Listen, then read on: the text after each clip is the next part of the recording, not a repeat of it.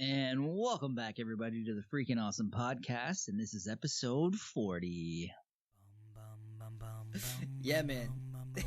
Let's kill that bass head. Alright, let's do this. I'm on the air, we got this podcast flow. It's me and Tony on the mics, we gotta let you know of current events, little gaming, sprinkling some entertainment. We stay humble, but our moms still think we're famous. Turn up the bass and baby, maybe let that magic flow. Our spoken word is all the things you really wanna know. Having a good time on the show, T-Bows and Matty G. Tune in and hit subscribe and join us on the FAP.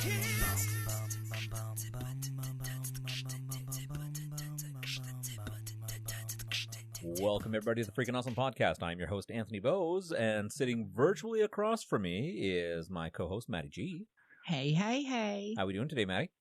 Oh, not too shabby. Still, just avoiding contact with anybody other than my family. I know, it's weird, because, we end up spending so much time together that I should just move in. We're still practically family. I'm not carrying any cooties or germs anymore, so...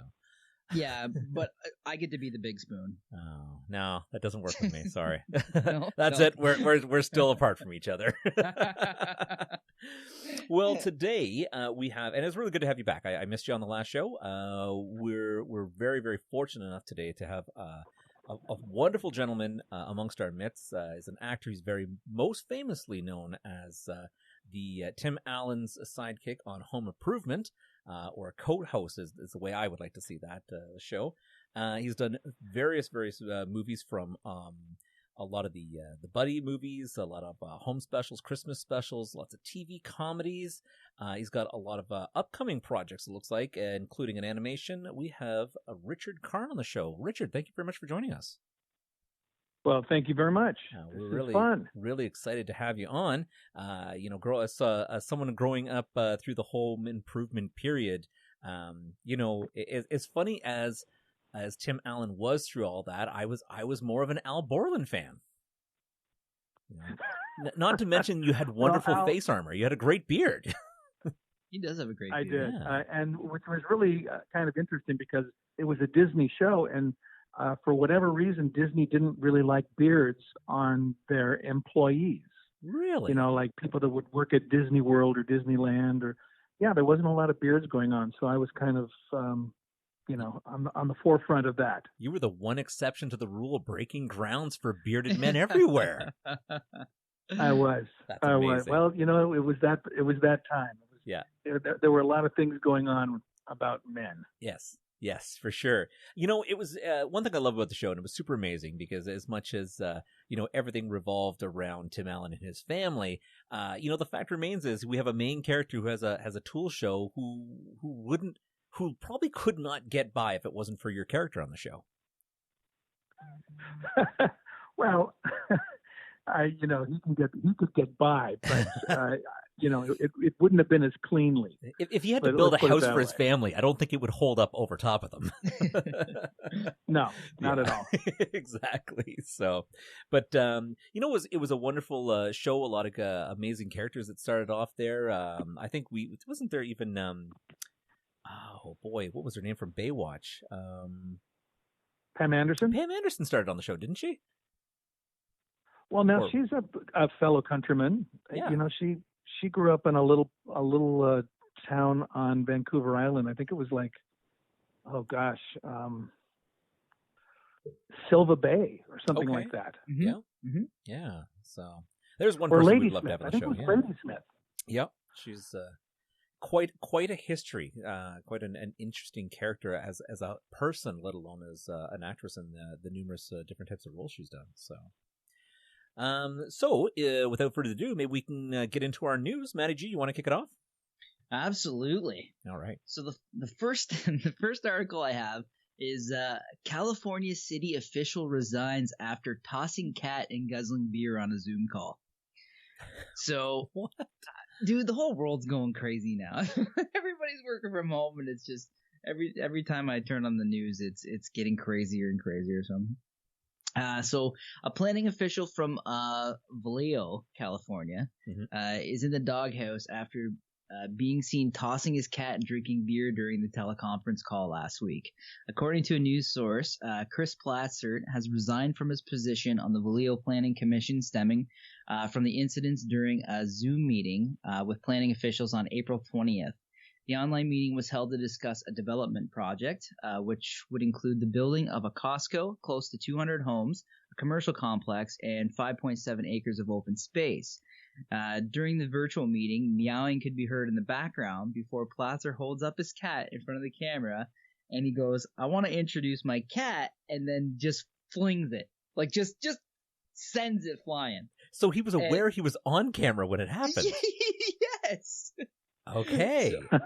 And, I thought maybe he was one of those things that, I didn't realize we were on camera, but wow, he actually opened. Wow, okay. Yeah, dude, I watched the video. I had to, and there was like 5 or 6 people in this Zoom call, right? Yeah. And so the guy's pounding beer, and then apparently he was like making like random remarks too during it. Like he was like, I'm gonna call bullshit on you little bitches. Like he was saying random shit on the call. And so like I'm laughing at this point, right? And so anyways, basically he resigned, as they were saying that in a few days they were gonna vote him off the council anyways. Okay. So this was maybe an open thing based of all his what was going on the camera. They're like, you know what, we're done with you, chucklehead. He's just like, that's fine, I quit. The final straw, right? Okay. Yeah. And yep. So well, he wanted to go out with a bang. He wanted to be known for going out throwing a cat. I was gonna say, it sounds like the cat went out with a bang. Get a little more bang for your buck that way. Yeah. Wow. Well, if you're gonna go out, you might as well go out as a complete ass. Yeah, like imagine explaining that to your wife. Like, why'd you lose your job, Chris? Shotgunned a beer through my cat. Yeah, that was weird. Wow. Yep. Yeah. So he later apologized. Well, what he probably would say is, he probably says, "I have no idea." Yeah, because let's be honest, he's not going to say what the real truth is until it's now gone viral. In which case, he's totally busted. Yeah. Richard sounds like he knows politicians. Yep. He knows about the game, how it goes. Wow. Well, we have politicians down here that just talk and talk and talk, and they don't realize that people are listening.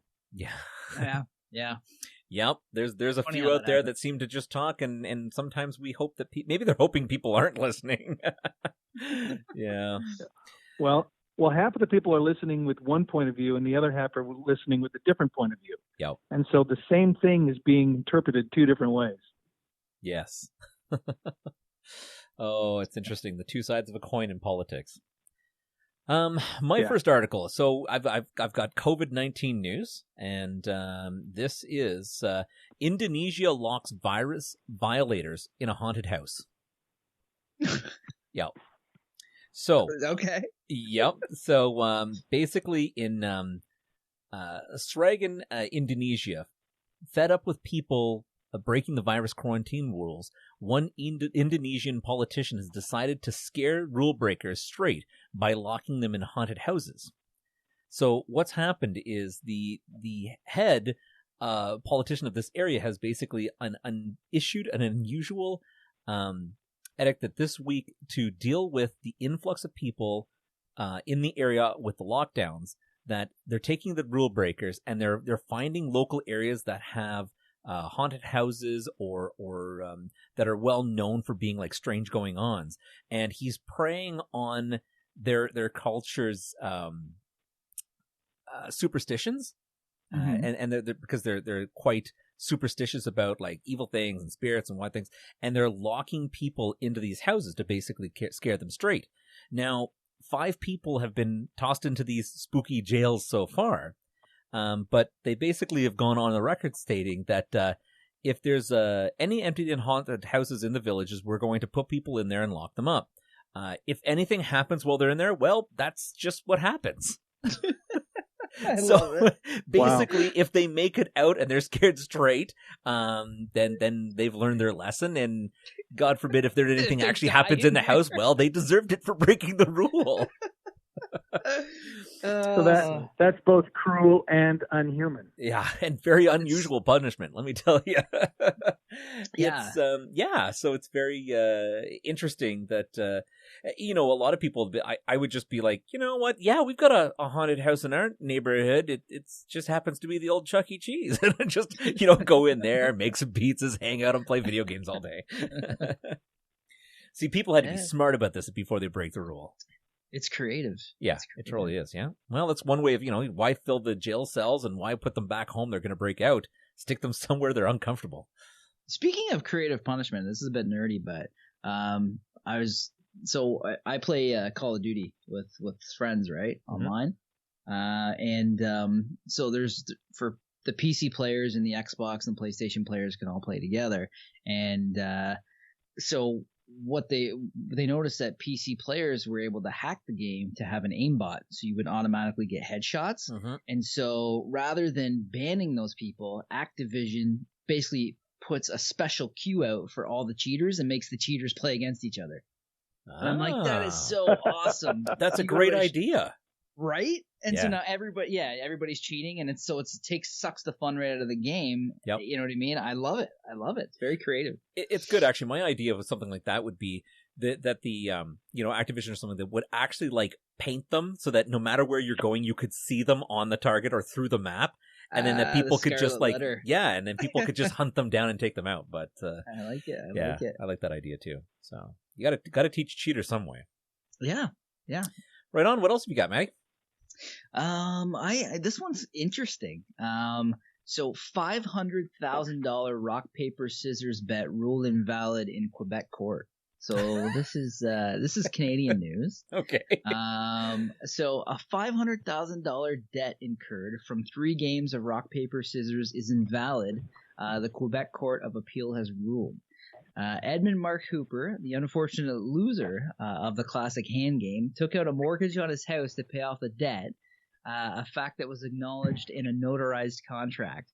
But the Superior Court canceled the mortgage for a 2017 decision, which was appealed by Michael Primo, who bet Hooper in the rock paper scissors game and won $517,000 wager.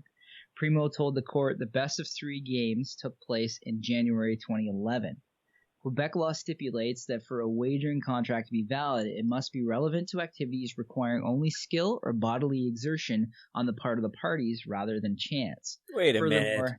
That have you ever played rock paper scissors? That's totally physical and skill. Yeah, well, it kind of touches on that. I'm getting okay. So, and the second piece was the wager must not be excessive. Oh, okay. Yep. Totally. Which is totally subjective, right? With inflation, I mean, $500K. That's like what, $30,000 US?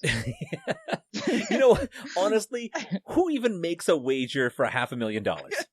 That's crazy. So anyway, I feel like if this guy is willing to put a mortgage in or a second mortgage down on his house to pay off a $500,000 debt, you have to have way more than that. Then you're going to turn around and say, "I'll bet you $500,000 I'll beat you in rock paper scissors."